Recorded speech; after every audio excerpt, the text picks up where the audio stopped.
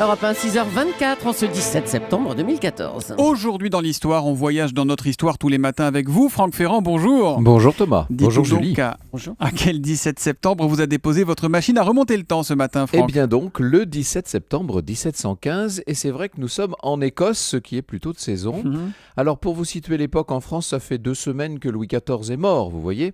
Laissez-moi vous présenter John Erskine. Il est 6e comte de Mar et il a servi le roi d'Angleterre George Ier, qui est à Hanovre, en tant que secrétaire d'État pour l'Écosse. Seulement voilà, il y a un mois, le roi lui a retiré sa charge et du coup, John est rentré en Écosse. Il a embrassé la cause des ennemis de l'Angleterre. On les appelle les Jacobites parce qu'ils soutiennent Jack Stuart, un Écossais qui est exilé sur le continent, à Bar-le-Duc. Attendez, ça exactement. veut dire, Franck, qu'il était déjà question 300 ans plus tôt de l'indépendance de l'Écosse? Bah exactement.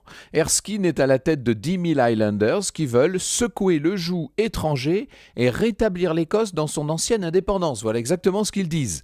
Alors, dans L'histoire un est premier un temps- éternel recommencement. Mais oui, d'ailleurs, on pourrait citer un certain nombre de cas dans l'histoire de l'Écosse. Dans un premier temps, Erskine va marquer des points. Les cités d'Aberdeen, de Perth, de Dundee sont prises. On y proclame Jacques VIII roi d'Écosse. Prochaine étape, Édimbourg, qui est la capitale et qui, dans un premier temps, va résister. Alors, Erskine se replie à Perth.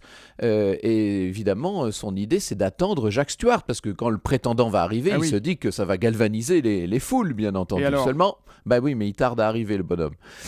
Fin novembre, les indépendantistes, les Jacobites, essuient de nouvelles défaites, et la moitié des Highlanders se disent que c'est trop tard, ils retournent dans leur haute terre. Finalement, c'est seulement 3 jours avant Noël que Jacques va débarquer.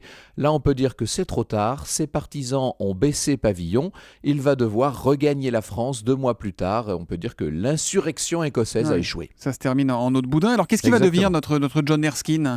Il va devenir d'abord un symbole pour les indépendantistes jusqu'à aujourd'hui. Avant ça, il se sera enfui en France pour obtenir une pension de George Ier, d'où son surnom de Bobbing John, ce qui veut dire John la girouette.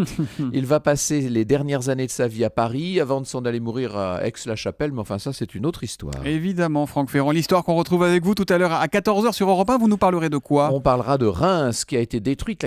La cathédrale de Reims a été détruite il y a exactement un siècle par les Allemands.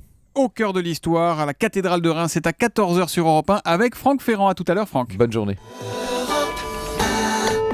Europe 1.